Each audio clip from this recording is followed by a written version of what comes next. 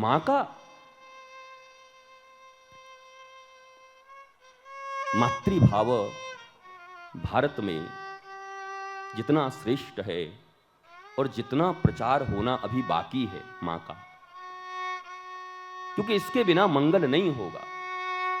आप अनंत प्रयत्न कर लो, कुछ भी कर लो। हनुमान जी का प्रथम परिचय क्या है? रामदूत अतुलित बाल धामा,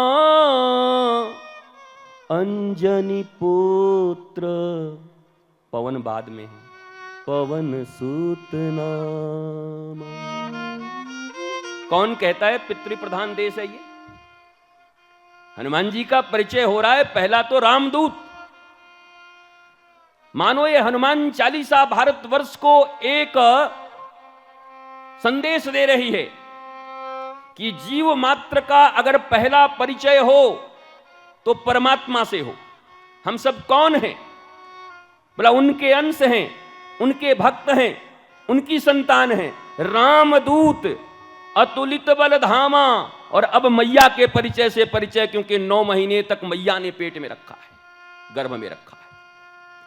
अंजनी पुत्र पवन सुत नामा, अंजनी के पुत्र हैं।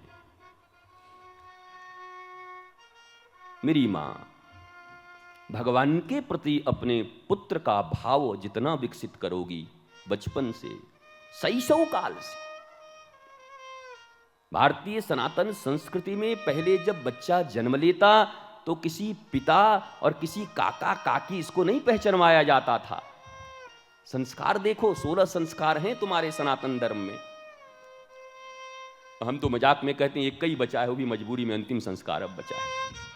मरोगे तो करना ही पड़ेगा, क्या वो भी कितनों का नहीं हो रहा है अब। 16 संस्कार हैं। पहला ही है जन्म के पूर्व का संस्कार।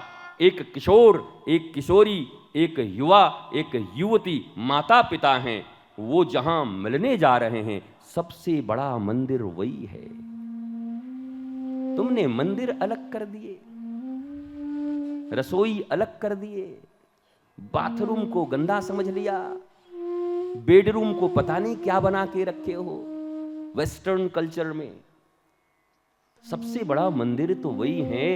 आज वहीं पर यह बात निर्धारित होगी कि कोई प्रहलाद आने वाला है, मीरा आने वाली है, कोई ध्रुव आने वाला है, या कोई रावण, ताड़का या मारीच का आगमन होने वाला है।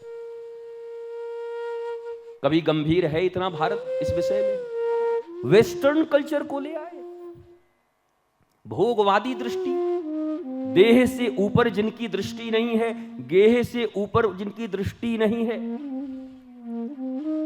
देह में आबद्ध जीवों का जीवन बड़ा दुखमय होता है।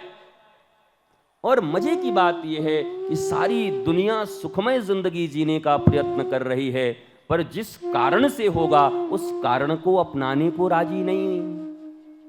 वो सब करने को राजी है, बाबा को पैसा देने को राजी है, और वो जादूगरों को कुछ देने को राजी है, वो दंड से कोई कमंडल से कुछ ये कर दे उनको देने को राजी है, वो हाथ देख करके कोई बता दे ये पहन लो वो कर ले उनको देने को राजी है। लेकिन आध्यात्म की गरिमा ये है कि व्यक्ति जब तक स्वयं नॉलेजफुल नहीं होता, ज्ञानी नहीं होता, और ज्ञान क्या है? बोला भगवान के हम अंश हैं, भगवान ही मेरे एकमात्र रक्षक हैं। भगवान का अंश होने के कारण भगवत आचरण अपने जीवन में अपनाना मेरा धर्म है, ये तो हम मानते नहीं। बाकी जितने भी बेकार उपाय हैं करते रहते हैं, ये कर देंगे, वहां चले जाओ, वहां पर एक हैं, वहां बड़े भारी झाड़ते हैं, वहां फूंकते हैं। अरे इतना झाड़ फूंक के पीछे क्यों पड़े हो? एक दिन तो फूंक ही दिए जाओगे, कई बार फूंक दिए जाओगे कि फिर किसी फूंक की जरूरत नहीं पड़ेगी। झाड़ फूंक भी आशीर्वाद है, लेकिन वहां लोभ न हो, वहां ठगी की वृत्ति न हो, और ज्ञानवंत होकर हो। झाड़ा तो हमारे ठाकुर जी का भी लगता है, गऊ की पूंछ से। नंदन गोपाल की भी मैया यशोदा झाड़ा लगाती हैं गऊ के पूंछ से। अरे तेरा सब बीमारी खत्म हो, तेरा सब बीमारी खत्म। तो झाड़ फूंक तो वहां भी चलती है। लेकिन क्या तुम्हारे जो झाड़ फूंक चल रहे हैं और नंद आंगन के झाड़ फूंक दोनों बराबर हैं? बताओ, कितना भय है तुम्हारे झाड़ फूंक में, कितनी गोपनीयता है।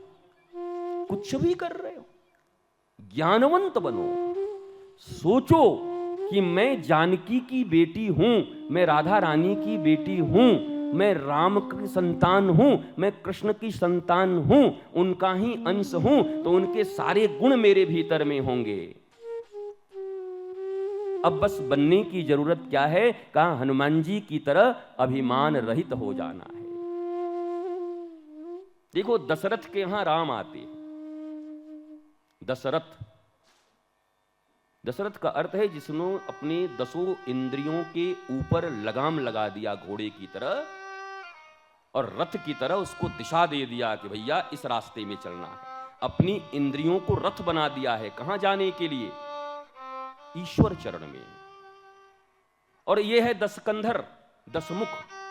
दशमुख का अर्थ यह है जिसने अपने 10 इंद्रियों को भोग के लिए प्रयोग कर लिया है। मुंह खाता ही तो है, और क्या करेगा, मुंह भोग करता है। तो दशकंधर के यहां कौन लोग जन्म लेते हैं? जो सब मारे जाते हैं। और दशरथ के यहां कौन जन्म लेते हैं? जो सदा अजर अमर। अरे उनकी सेवा करने वाले अमर हैं, हनुमान जी उनके सेवक हैं, वही अमर हैं। तो उनकी तो बात ही छोड़ो फिर। भाई किसी के द्वार पर जाकर के कोई कहे बोला इनके यहां काम करने वालों का इतना रुतबा है, तो मालिक की क्या रुतबा होगी?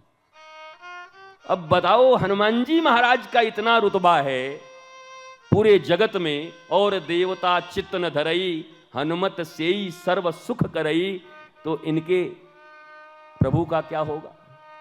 यद्यपि राम जी भी इतने सील संकोची और स्नेही हैं कि खुद को तो प्रभु कहलवाया, और हनुमान जी को बेगी हरो हनुमान महाप्रभु,